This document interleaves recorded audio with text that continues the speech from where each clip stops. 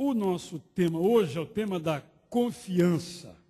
Antes de nós o tomarmos pela mão, quero perguntar-se sobre o nosso encontro próximo passado, em que tratamos da confiança.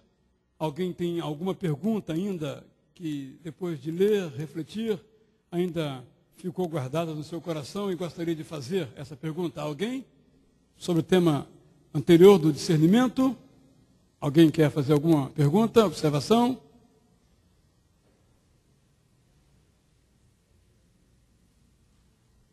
Então, o nosso tema hoje é o tema da confiança. Nós vamos ouvir, então, o quarteto com a música Que Segurança Sou de Jesus.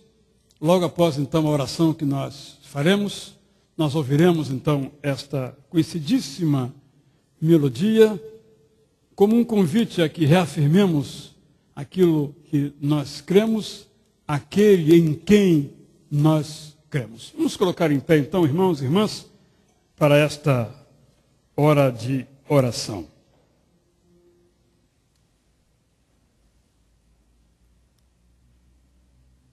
Senhor, aqui nos encontramos uma vez mais pela graça Tua, porque o Senhor assim quis, desejosos de, tratando desse tema da confiança, não aprendermos um pouco mais sobre, mas vivermos um pouco mais a realidade da confiança. Que o Senhor nos fale às mentes e aos corações, para que sejamos renovados na arte de confiar no Senhor. Queremos confiar em Ti como Teu Filho Jesus confiou. É por isso que nós te pedimos mais uma vez esta bênção, no nome dEle, aquele que nos ensinou a confiar e confiou, como nós também podemos confiar. Oramos em nome dEle, pois. Amém. Todos podem se assentar, menos o quarteto.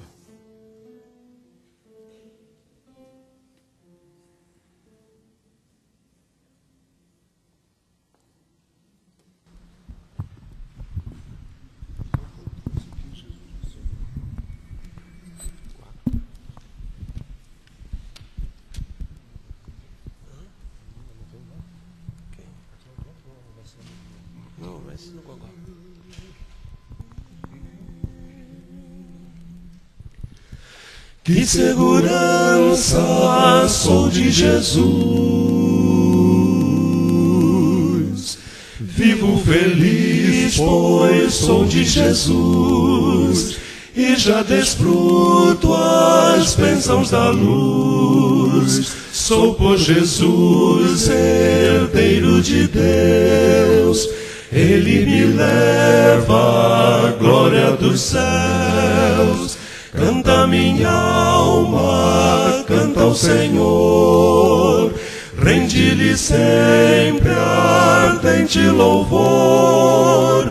Canta minha alma, canta ao Senhor, rende-lhe sempre ardente louvor.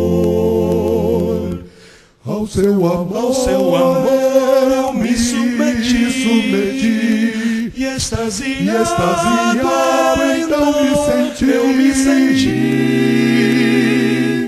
Anjos cantando nos altos céus, louvam excelsa graça de Deus. Canta minha alma, canta ao Senhor, rende-lhe sempre ardente louvor. Canta minha alma, canta ao Senhor, rende-lhe sempre ardente louvor. Rende-lhe sempre ardente louvor. Sempre vivendo em seu grande amor, me regozijo em meu Salvador, esperançoso, vivo na luz, pela bondade do meu Jesus. Canta minha alma, canta ao Senhor, rende-lhe sempre ardente louvor. Canta minha alma, canta ao Senhor, rende-lhe sempre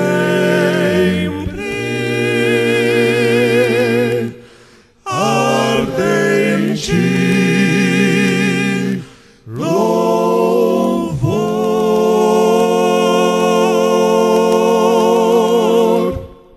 e dizemos, vou ler um texto e vou lhes perguntar se também vão dizer amém. Mateus 6:31 e não 5:31, como escrevi no roteiro. Jesus diz assim: portanto, não se preocupem dizendo o que vamos comer, ou o que vamos beber, ou o que vamos vestir, pois os pagãos é que correm atrás destas coisas. Mas o Pai Celestial sabe que vocês precisam dessas coisas. Amém?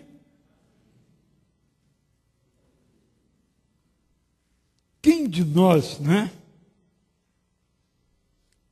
já não se preocupou com o que vai comer, com o que vai beber, com o que vai vestir? 3 verbos que explicitam as necessidades humanas básicas. Jesus não está dizendo para não nos preocuparmos com aquilo que é supérfluo, porque seria até mesmo uma espécie de justa reprimenda. Ele está falando que não devemos nos preocupar com as coisas básicas. Preocupação aqui como ansiedade. Preocupação aqui como algo que toma conta do nosso coração, passando a ter o lugar mais importante nele. É muito difícil dizer amém a isto. E é mais intrigante ainda quando ele diz que os pagãos, e pagão aqui é aquele que não tem a Deus como Senhor, são os pagãos que correm atrás dessas coisas.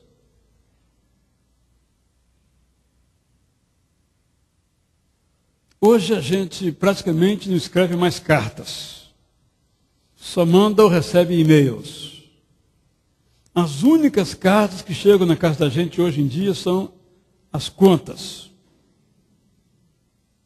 Como não nos preocuparmos com as contas?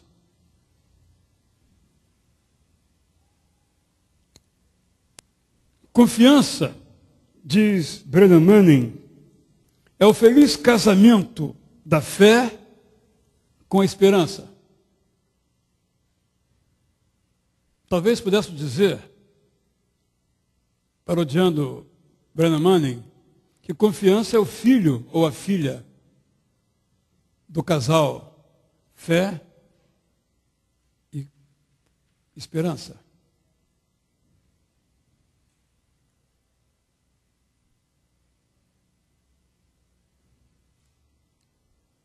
A recomendação bíblica é muito clara em Hebreus 4,16, que nós devemos nos aproximar do trono da graça com toda a confiança, a fim de recebermos misericórdia e encontrarmos graça que nos ajude no momento da necessidade. Confiar em Deus é uma questão de longo prazo. É no longo prazo que a nossa confiança se fortalece ou se desvanece.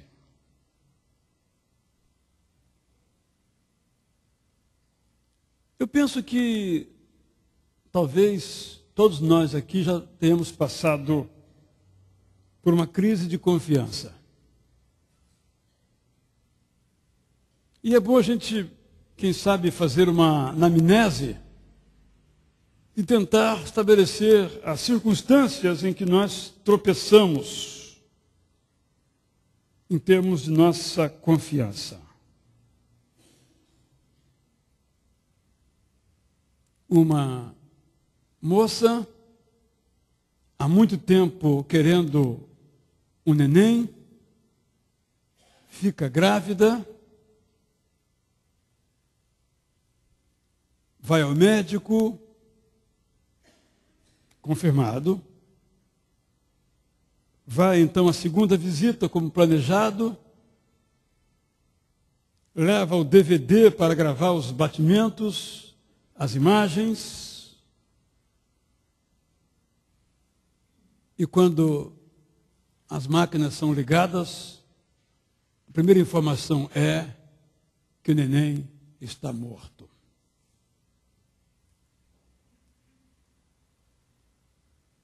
Por quê? São as nossas perguntas necessárias, perguntas naturais, próprias, pertinentes. Não há problema nenhum na pergunta. A questão é o que fazemos com as nossas perguntas, que são inevitáveis. Nossa confiança tropeça por vezes porque há circunstâncias em que nós oramos e contamos que receberemos aquilo que nós pedimos e não recebemos.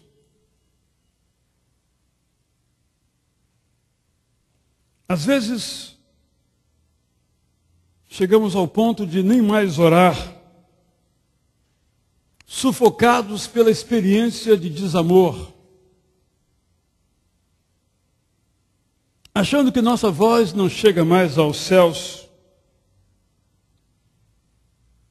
Porque se Deus existe, deve ser muito sisudo, só deve abençoar os bonzinhos, e parece que eu não estou nessa lista dos bonzinhos.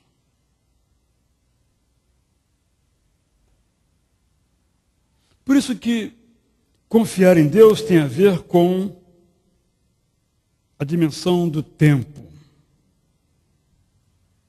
em que a confiança se fortalece ou perece.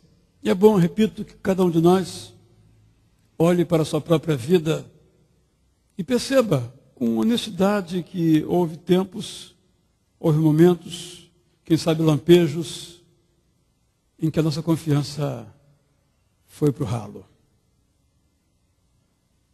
É uma boa experiência se após ela vem uma nova experiência de renovada confiança. Confiar, portanto, tem a ver com crer. Confiar vem como o resultado da fé. O apóstolo Paulo cita um texto de Isaías, no qual ele canta assim: olho nenhum viu, ouvido nenhum ouviu, nenhuma mente imaginou o que Deus preparou para aqueles que o amam. Somos convidados a crer em Deus como aquele que faz com que todas as coisas concorram para o bem dos que o amam. Somos desafiados a confiar em Deus até sermos transbordados de esperança. Somos então chamados, como diz o autor aos Hebreus 4,16, a nos aproximarmos do trono da graça. Ele usa a expressão com toda a confiança, ou com plena confiança, ou com absoluta confiança de que receberemos a misericórdia que precisamos.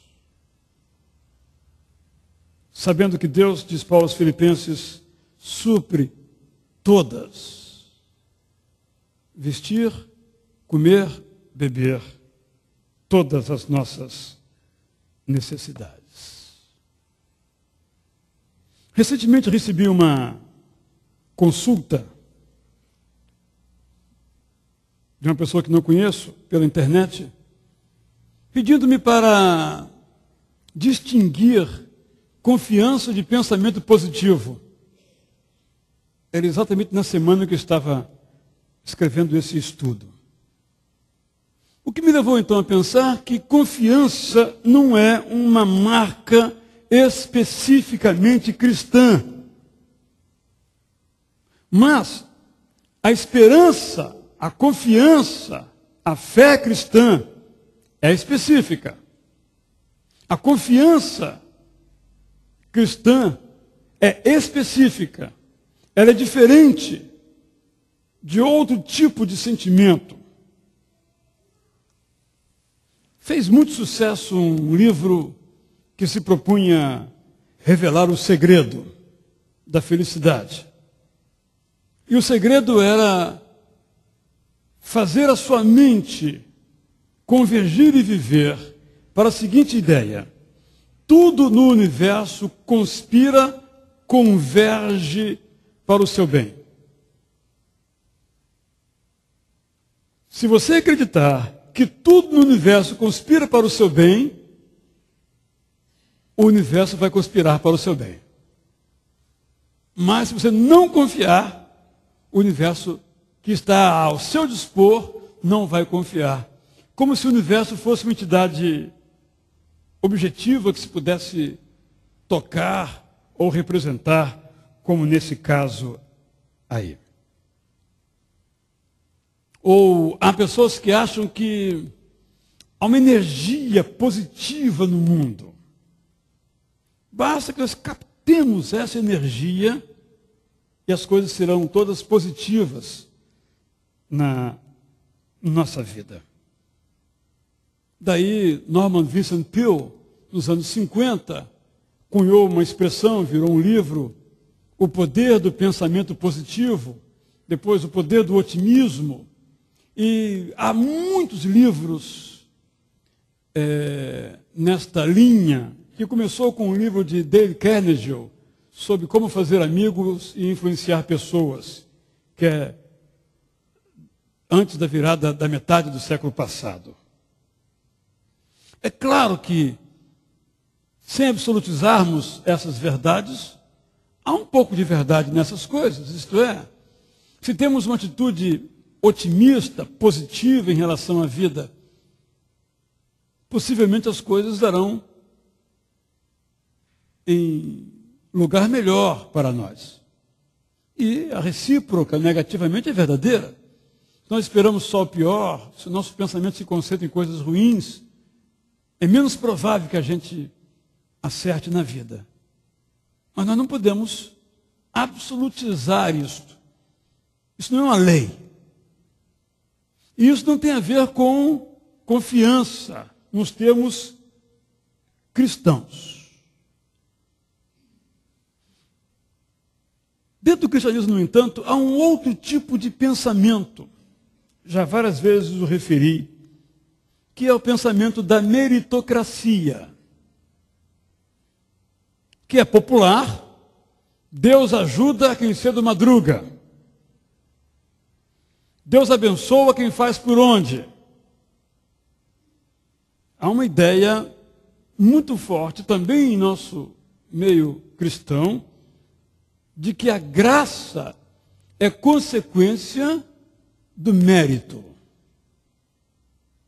Daí, quando morre uma pessoa que nós consideramos justa, santa, e ela morre precocemente, nós dizíamos, não merecia. Como se os outros que morressem merecessem. Essa ideia do mérito não tem nada a ver com a graça. Lamentavelmente, a graça não tem a ver com mérito. Graça é uma coisa, justiça é outra. Lamentavelmente, porque o fariseu que mora comigo gostaria que as coisas fossem assim. Porque eu sou muito bom, então eu mereço coisas boas. Mas os outros deviam fazer por onde? Deviam ser como eu sou, então merecer. Não é? Porque a doutrina do mérito é essa. Eu recebi porque eu mereci. Não é a graça. Né? Já mencionei aqui uma frase que eu li num livro, em que um se referiu ao outro, dizendo: fulano não merece ir para o céu. E o outro respondeu: e você merece? Porque no fundo, nós achamos que nós merecemos ir para o céu. Mas o céu é um produto da graça. Porque à luz da justiça e da lei, nenhum de nós vai para o céu. É pela graça. Bem apertadinha com essa ideia da meritocracia, a ideia do contrato. Bem hebraica. Quem obedece a Deus é abençoado por Deus. Quem é fiel a Deus recebe dele a sua fidelidade. Essas coisas andam muito próximas. Não basta confiar, é preciso obedecer. O que é uma forma de legalismo também, se olhada apenas nessa perspectiva. E há uma outra verdade muito ensinada, de que a confiança implica em orar, mas orar de modo correto. Há até expressões como: a oração que funciona é aquela que você ora do seguinte modo. Aí vem um ensino de como deve ser a oração. É claro que a oração tem uma forma de ser feita. Jesus nos ensinou. No entanto, a resposta à oração não tem a ver com a forma da oração. Eu gosto de ilustrar que, se eu fosse Deus, eu não ouviria a oração de Jonas. Primeiro, de um trânsfuga, um cara que fugiu. Mandei para um lugar e foi para outro. Segundo, o cara orou no ventre de um peixe, nem ficou de joelho direito, e só pediu. Né? Então, do ponto de vista de uma oração formal, a oração de Jonas estava completamente fora. Mesmo porque, na cultura do seu tempo, uma oração só era ouvida quando feita na igreja, no templo. Ele estava no ventre de um peixe. Não é, portanto, a forma da oração. Se você orar direitinho, Deus responde. Deus não respondeu porque você não orou direito. Deus não respondeu porque você não falou em nome de Jesus, que é a forma correta de orar. Deus não respondeu porque você não tem fé suficiente. Como, de novo, a resposta, como outra vez, a graça, na verdade, dependesse de nós. Este é o problema. Essas coisas não estão erradas no seu aspecto externo, mas estão no seu aspecto interno, porque implica que nós é que fazemos que Deus haja. Nós é que escrevemos o script da resposta de Deus.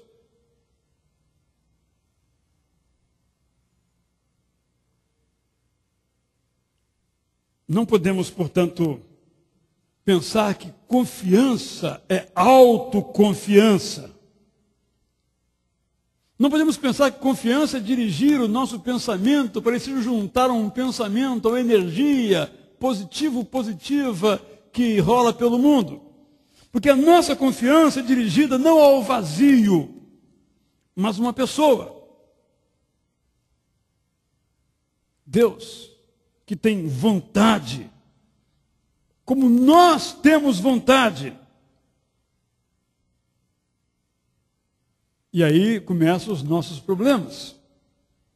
Porque nem sempre a nossa vontade, em diálogo com a vontade desse Deus soberano, há nela uma convergência.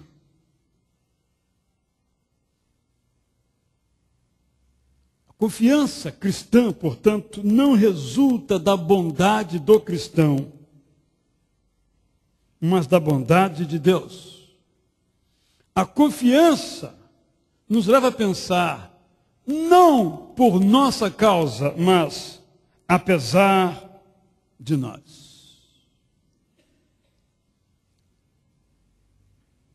Pensemos um pouquinho no maná.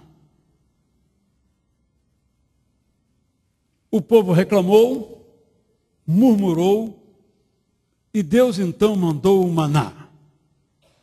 Que hoje nós pensamos no maná como um grande momento da bondade de Deus.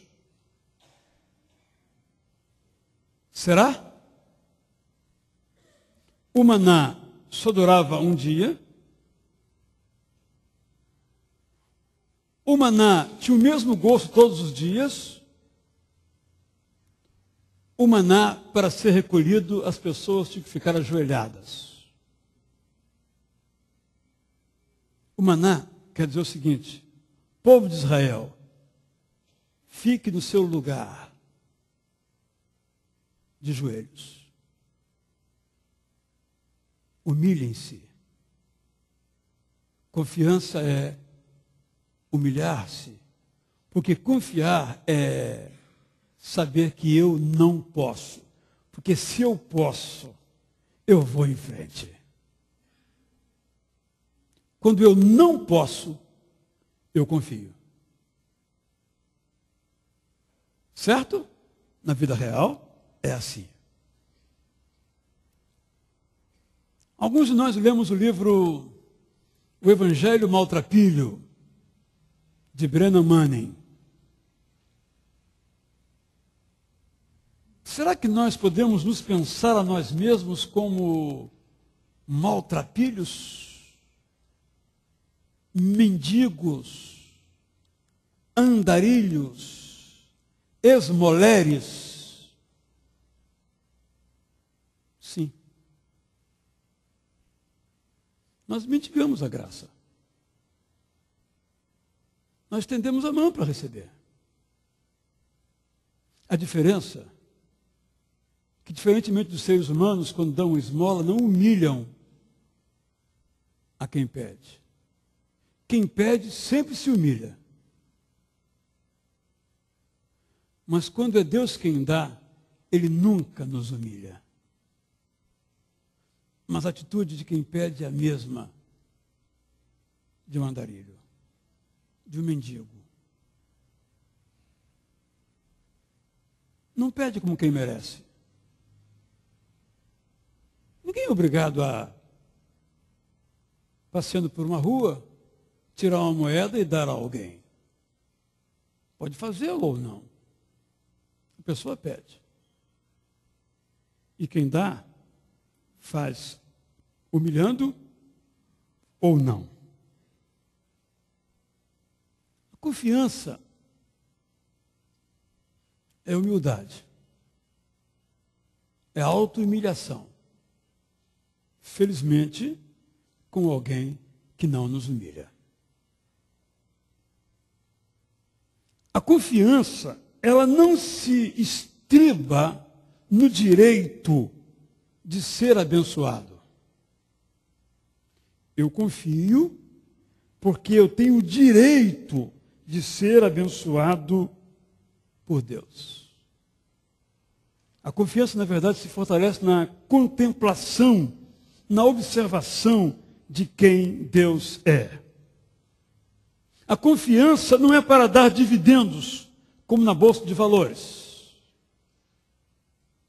Um amigo advogado cristão recebeu uma proposta muito vantajosa para fazer um procedimento no seu campo, no campo jurídico, mas que era à margem da lei. Era uma brechinha que a lei deixava, ele poderia usar aquele artifício e o seu cliente ganhar muito dinheiro e ele também ser muito bem recompensado. O advogado, então, lhe trouxe essa proposta. Ele a recusou. Recusou, mas ficou muito aborrecido. Muito, aborrecido não é bem a palavra. Ele ficou muito chocado. Será que eu agi certo em negar um pouco de conforto à minha família, recusando aquela proposta? Como é que aquele camarada me pôde fazer aquela proposta? Sentimentos confusos na sua mente. Mas ele disse, eu não posso. Ele falava em voz alta, como que acreditar? Eu fiz certo. Porque todo mundo faria o que ele fez. Mas ele disse, eu não posso fazer isso. Mas ficou confuso. Há muitos anos, ele deu uma assessoria a um outro colega advogado numa causa informal. Mas a pessoa disse, olha, quando eu ganhar, eu vou lhe recompensar. Mas justiças nem sempre andam muito rápido, né? Passaram-se uns 10 anos, ele recebeu um telefonema, exatamente na semana em que estava confuso, atordoado com a proposta feita e recusada por ele, do advogado a quem ele ajudara há 10 anos. Você pode me dar o número da sua conta corrente? Ah, por que você quer minha conta corrente? Nem se lembrava mais. Porque eu depositar o dinheiro na sua conta. Lembra aquele negócio que você me ajudou? Saiu, eu recebi, eu quero lhe recompensar por aquilo que você fez. Ele me contou a história em 2 etapas. Ele me contou só a primeira história, de como ele estava, e eu pude pastoreá-lo um pouco. E no segundo encontro que tivemos, no espaço de 1 ou 2 semanas, ele me contou a segunda parte da história. Para dizer o seguinte, eu não fui abençoado porque eu fui fiel. Quantas vezes eu fui fiel e não fui abençoado? Mas eu fui abençoado para aprender quem Deus é. O bem que poderia advir daquele negócio e que eu não recebi, Deus supriu, como a dizer, contemple-me, observe-me, olhe para mim, e eu vou lhe dizer quem sou eu. É diferente de fazer, olha, eu vou fazer porque se eu fizer, Deus vai me abençoar. Já abençoou, está abençoando. Nós precisamos de uma boa teologia sobre confiança, para não sermos acossados pela propaganda, sobretudo quando é denso o deserto em que nos encontramos. Jesus diz, peçam e lhes será dado, busquem e encontrarão, batam e a porta lhes será aberta. Jesus também diz, à beira da morte, Abba, Pai, tudo te é possível. Declaração de confiança. Afasta de mim este cálice. Um pedido, confiante. Contudo, não seja o que eu quero, mas sim o que tu queres. Paulo diz: posso todas as coisas naquele que me fortalece. Mas, depois que teve um problema que não foi resolvido, ele disse: eu sei o que é passar necessidade e sei o que é ter fartura. Aprendi o segredo de viver contente em toda e qualquer situação, seja bem alimentado, seja com fome, tendo muito ou passando necessidade. João diz que nós recebemos de Deus tudo o que pedimos, porque obedecemos aos seus mandamentos e fazemos o que lhe agrada. João, no ostracismo romano, degradado numa ilha, também diz: esta é a confiança que temos ao nos aproximarmos de Deus. Se pedirmos alguma coisa de acordo com a vontade de Deus, Ele nos ouvirá. Ou seja, não sou melhor que Jesus, nem que Paulo, nem que João. Como eles, eu também posso pedir algo e não ser atendido.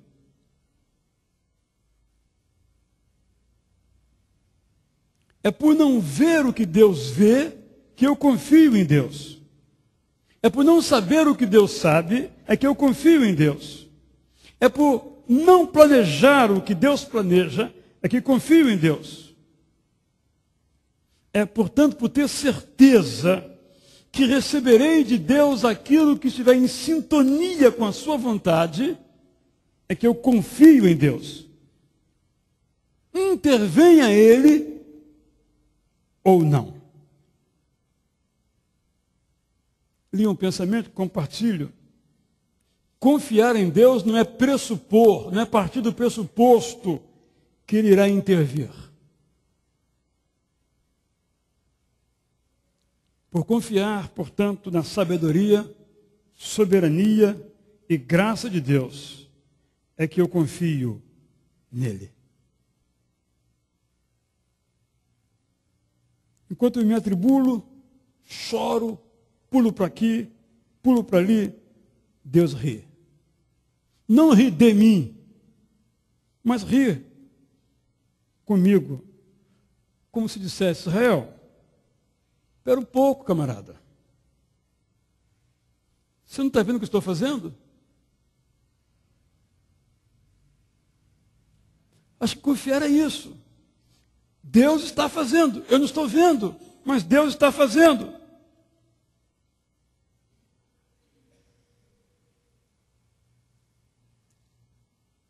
Eu comecei falando de que às vezes tropeçamos na confiança e podemos pensar então que às vezes nós nos decepcionamos com Deus. Há muitas pessoas decepcionadas com Deus. Possivelmente por formularem expectativas irrealizáveis, porque não baseadas na palavra de Deus. Se me permitem uma comparação, é a seguinte: eu não posso fazer uma despesa para o meu amigo pagar. A despesa que eu faço, eu devo pagar. Mas muitas vezes nós fazemos despesa para Deus pagar. Nós não perguntamos: Senhor, o senhor pode ser meu fiador? Compramos e colocamos fiador, Deus. Mas não perguntamos, não tem a assinatura dele. Aí queremos que ele pague. É para a gente pensar um pouquinho naquilo que nós fazemos e que nos leva à decepção, que não tem nada a ver com aquilo que Deus é, nada a ver com o caráter de Deus. Eu posso confiar. Posso confiar Porque o ato de confiar é sempre confiar com base na graça, é a grande decisão que uma pessoa pode tomar.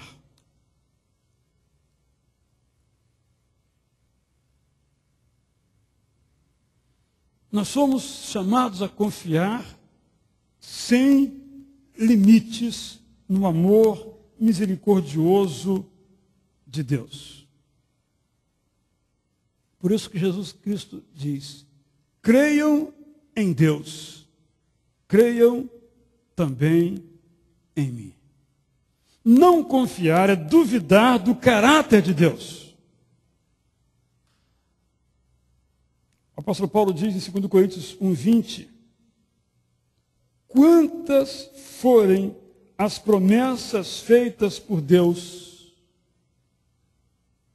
vou repetir, tantas forem as promessas feitas por Deus. Por que eu repeti? Porque às vezes as promessas são minhas. Eu mesmo me faço promessas. Pessoas me fazem promessas. E eu acabo divinizando essa promessa, tornando-a uma promessa divina quando não é. É minha, é do meu desejo. Tantas forem as promessas de Deus, tantas têm em Cristo o sim. Em outras palavras, se a promessa for de Deus, descanse, vai acontecer. Agora, Deus não tem nenhum compromisso com as promessas que eu lhe faço. Eu que tenho que cumprir. Ou que você me faz. Você tem que cumprir. Tantas quantas forem as promessas feitas por Deus, tantas têm em Cristo o sim. Por isso, por amor de Cristo, o amém é pronunciado por nós para a glória de Deus. Confiar, portanto, é dizer amém. Um rabino disse que aquele que rouba a confiança dos homens é o maior dos ladrões. Eu sei que nesta hora há pessoas com o termômetro, se é que isso existe, da confiança marcando um elevado grau. Mas é possível que alguns de nós estejamos com o termômetro muito baixo na mensuração da sua confiança. Honestamente, acho que ao longo do dia a nossa confiança vai oscilando. Mas é importante que ao final do dia nós façamos um balanço e digamos, apesar de mim, vale a pena confiar. Porque todas as promessas que sejam de Deus, Ele vai fazer. O apóstolo Paulo tem aquela linda expressão, logo no capítulo 1 de Filipenses, quando ele diz que aquele que começou a boa obra em vocês, vai continuá-la até o fim. Mas às vezes nós começamos. Essa Deus não continua. Essa Deus não tem obrigação de continuar. Mas aquela que Ele começa, Ele termina. Ele começa e acaba. Como diz alguém, Deus tem iniciativa e acabativa. Então seria interessante cada um de nós, eu faço isso comigo, a minha confiança é também como aquele hino, oscilando a minha fé, quem me valerá?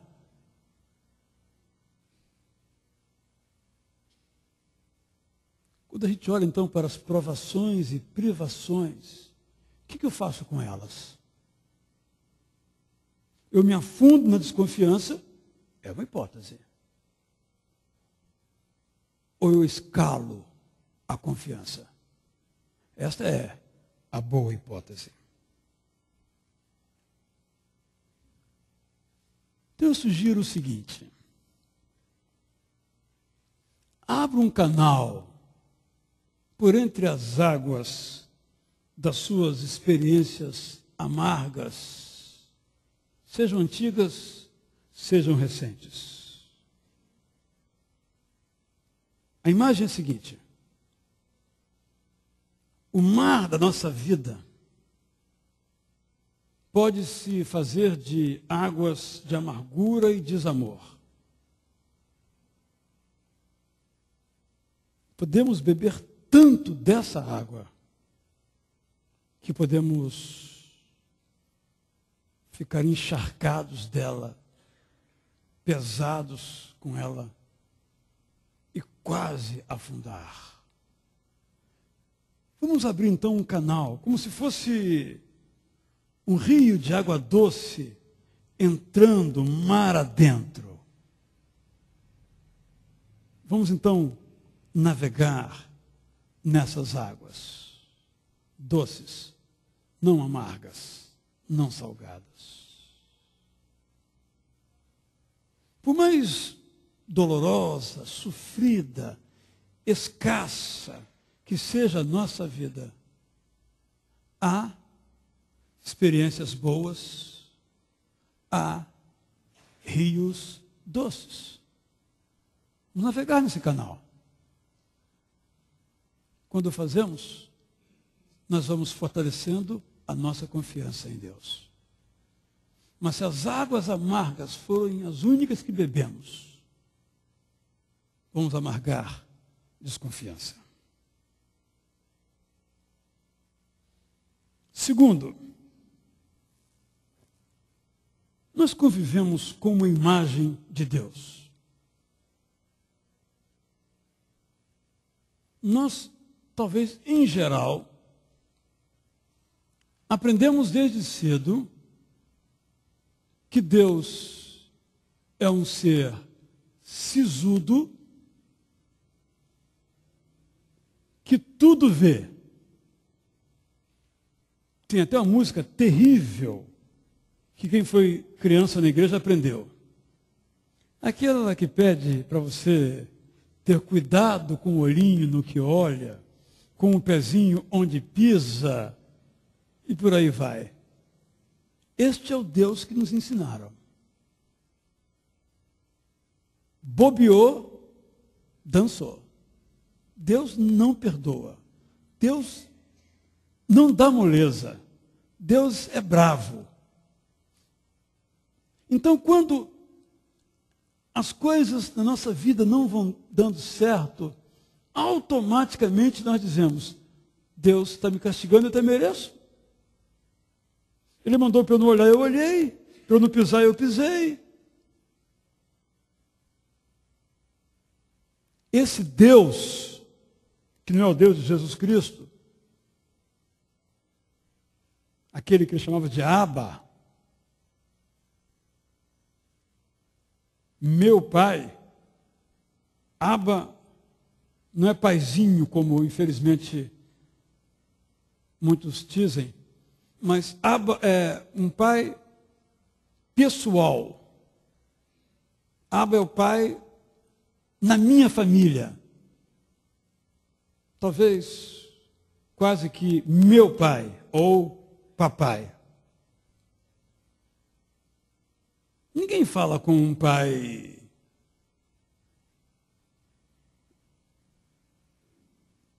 bravo. Pai, já chega tremendo, porque o pai é bravo. E nós acabamos, infelizmente, introjetando, sem fazer nenhuma psicanálise aqui, esse conceito acerca de Deus.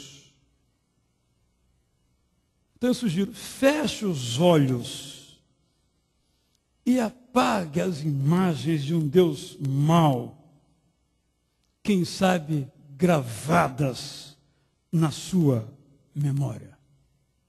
O Deus da Bíblia não tem nada a ver com esse Deus mau. Para mim, a mais extraordinária imagem de Deus é aquela quando Jesus sai das águas do batismo e então o Pai diz: eis aí o meu filho amado em quem tenho muito prazer. Brennan Manning diz: olhe para o esplendor de uma vida que sabe que é amada por Deus. Eu não creio que essa frase de Deus para Jesus se aplique só a Jesus.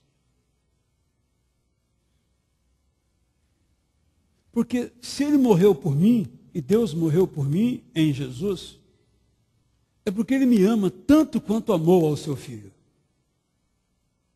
Talvez, se pudéssemos, em tom de brincadeira, comparar, até mais, né? Porque Jesus ele matou e a mim ele fez viver. Então, eu sou o filho amado por Deus. Olha que esplendor. Eu sempre repito isto, porque boa parte dos crentes, ainda com esse conceito de um Deus que não ama, mas baixa o porrete, não entendeu que é filho amado por Deus. Esse é o resumo do Novo Testamento. Então, se eu sou amado por Deus, e no elevador o meu vizinho não responde ao meu cumprimento, qual o problema? Ele não me ama, mas Deus me ama. Claro que é ruim. Mas se eu sei que Deus me ama e vivo como se Deus me amasse, eu tenho uma atitude com relação ao meu vizinho diferente. Porque se Deus não me ama, eu tenho que fazer justiça. Se alguém me ofendeu, eu tenho que responder à mesma altura. Mas se Deus me ama,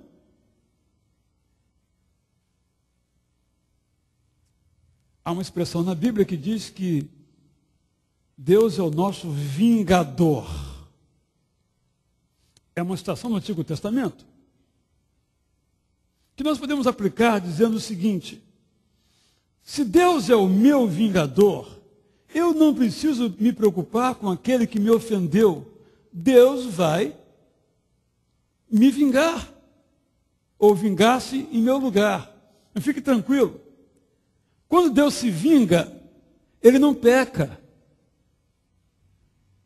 Então, podemos lançar isso sobre Ele que não há problema algum.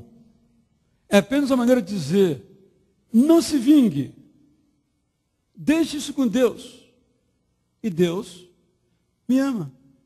Se Ele me ama, alguma coisa mais importa.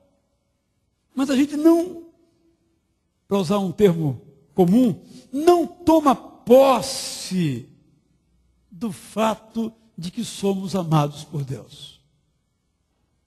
Nós nos esquecemos. Então, sem isso, não há como a nossa confiança se desenvolver.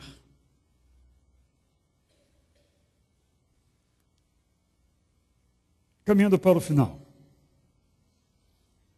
Brennan Manning escreveu uma frase no seu livro Confiança Cega, que é a seguinte: num certo lugar, um conselho que ele ouviu, em que a pessoa lhe dizia assim: Isso me tocou profundamente. Você não precisa de mais conhecimento sobre fé. Você já tem conhecimento demais para os próximos 300 anos. A coisa mais urgente em sua vida é confiar no que você já recebeu. É profundo. Isto é, todos nós aqui já temos um conhecimento suficiente sobre Deus, sobre Jesus Cristo, sobre o Espírito Santo para viver. Temos um estoque de conhecimento para 300 anos. E é provável que nem todos vivamos tanto tempo assim. O que nós precisamos é confiar no Pai, no Filho e no Espírito Santo. Porque já temos suficiente informação de que vale a pena confiar. Essa é a coisa mais urgente da vida. Confiar é o verbo que devemos todos conjugar. O que é que está roubando a sua confiança em Deus?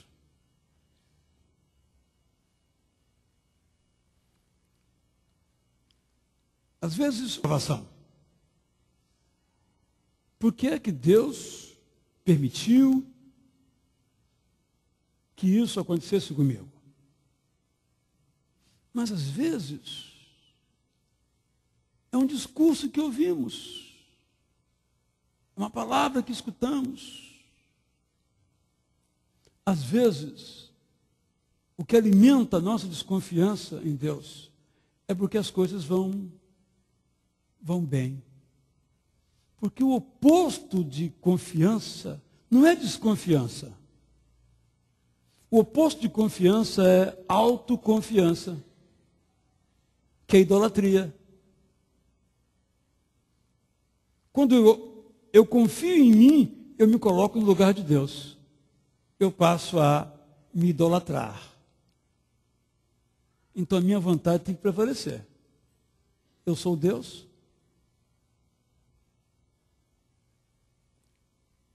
Então, pode ser que o nosso problema advenha de uma adversidade. Mas pode ser que advenha de um excesso de felicidade. Cada um de nós tem a sua experiência, que varia, como eu disse, ao longo do dia. O contrário de confiança é também ansiedade. Ansiedade é pecado. Não me refiro aqui à ansiedade como um transtorno psíquico, mas a ansiedade em sofrer, porque Deus não vai fazer o que Ele prometeu que faria.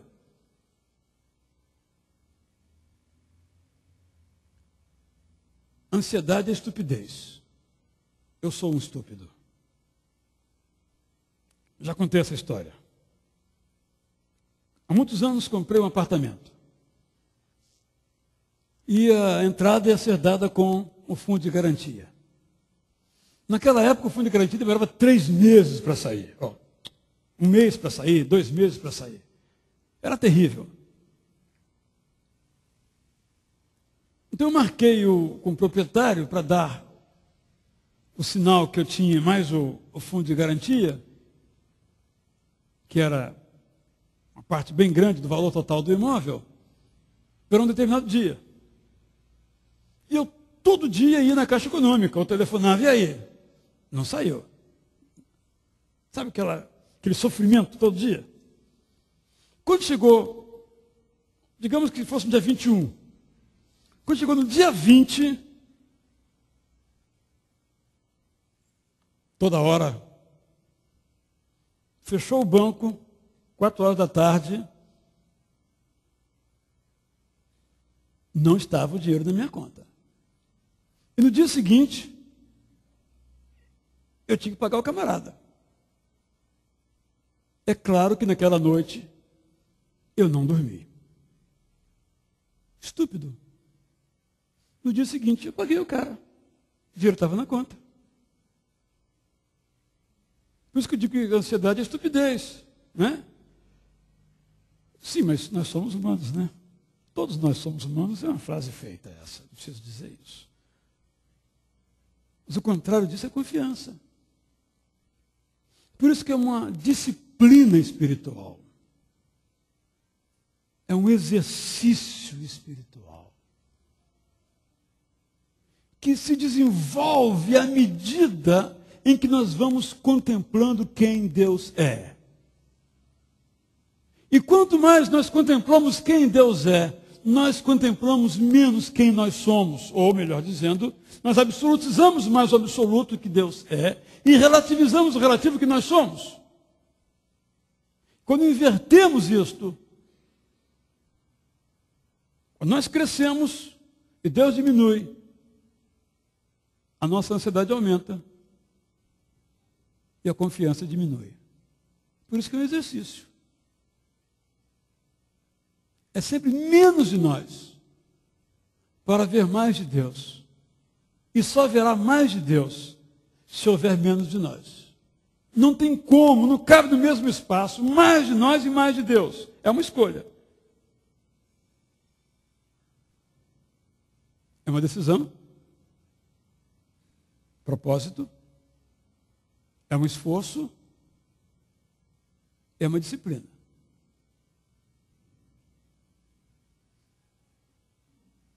Como nos ensina o autor de Lamentações, nós devemos nos lembrar daquilo que nos pode dar esperança. Sabedoria de vida.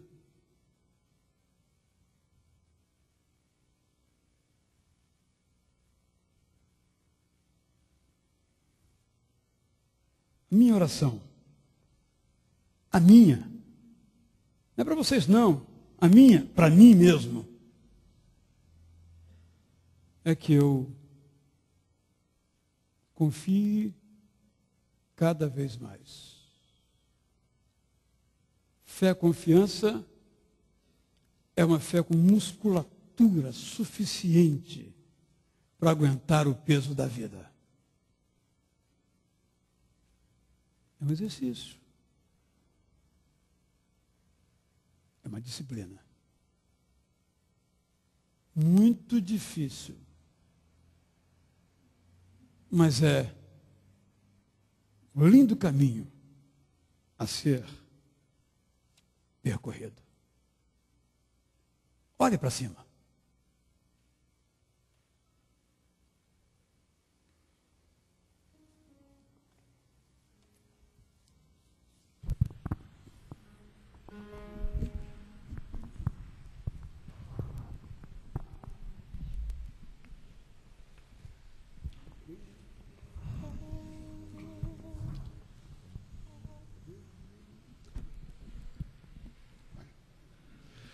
Quando te vem tristezas, dores ao coração, olha com fé pra cima, Deus dá consolação. Sempre, sempre, olha com fé pra cima, onde Jesus resplandece a luz. Olha com fé para cima. Quando amigos fogem, quando te encontras só, olha com fé para cima.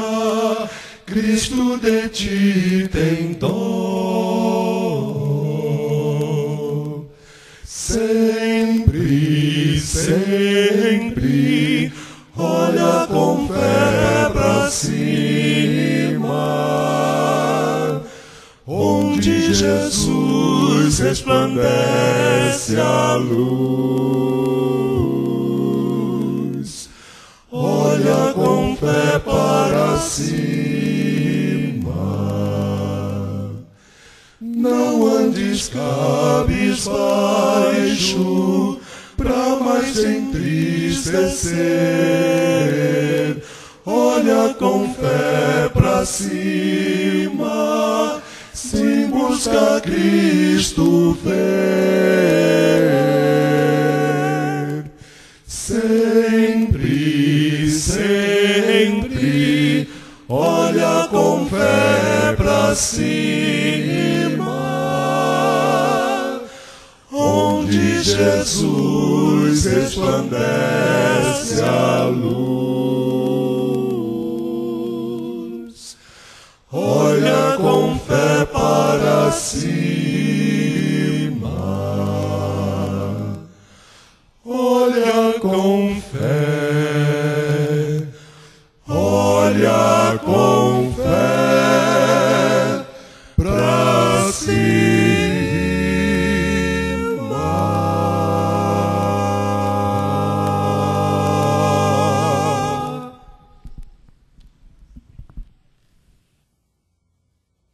A nossa vida está escondida com Cristo em Deus. É por isso que podemos confiar. Que Deus nos abençoe na permanente tarefa. Quem trouxe o seu dízimo, sua oferta, poderá então colocar aqui nas salvas. E em seguida nós vamos orar, concluindo o nosso encontro. Lembrando-lhes que na semana que vem trataremos de tentação. Provação, tentação, como resistir a elas. Quem trouxe então seu dízimo, sua oferta, pode trazer agora. E vamos então em seguida orar.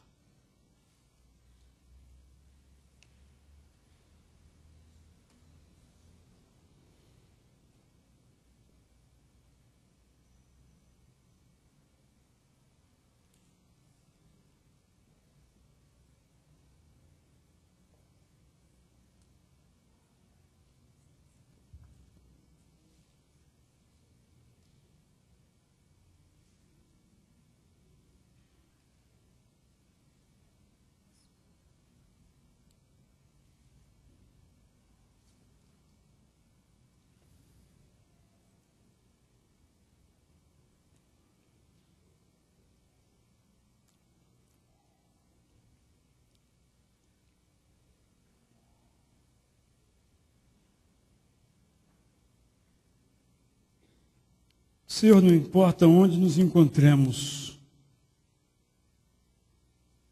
no nosso imaginário nível de confiança no Senhor, precisamos subir nesse nível de confiar cada vez mais no Senhor. Nosso padrão é Jesus. Tudo que ele fez porque sabia que o Senhor o amava. Tudo que ele fez porque sabia que o Senhor tinha prazer naquilo que ele fazia. Tudo que ele suportou porque sabia que o Senhor era o Pai dele. É assim também que nós queremos viver. Mas não somos Jesus. Somos falhos, somos pecadores, somos ansiosos, somos desconfiados, somos autoconfiantes, mesmo sabendo que nós não queremos isto. Senhor, como andarilhos, peregrinos, maltrapilhos, nós te rogamos que nos ajudes e nos ensines a saber quem o Senhor é. e a confiar no Senhor como Deus soberano, como um Deus sábio, como um Deus bom. O tempo todo. É o que te pedimos em nome de Jesus. Amém.